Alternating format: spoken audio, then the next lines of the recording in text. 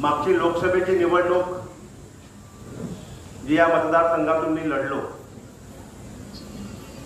त्या निवडणुकीत गुहागर मतदारसंघात मी तटकरेंच्या विरुद्ध नाही लढलो. गुहागर विधानसभा मतदारसंघात मी भास्करराव जाधवांच्या विरुद्ध लढलो. कारण तटकरेंचं इथं काय आहे? सॉरी गीते साहेब, पण मला असं वाटतं की तुम्ही हे थोडं बोलणं आता टाळलं पाहिजे.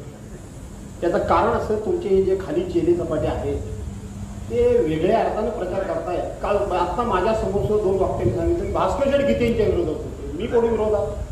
मी ज्या पक्षाचा होतो त्या पक्षाचं मी काम करत होतो. मी तुमच्या विरोधात कुठं? म्हणून परिणी अशी होती की तुमच्या विरोधात मी आहे. जमलं तर हे बदला. ते भास्करराव राष्ट्रवादीत होते म्हणून तटकरेंकडे होते. बरोबर आहे की नाही भावांनो? मी पक्षात राहून कधी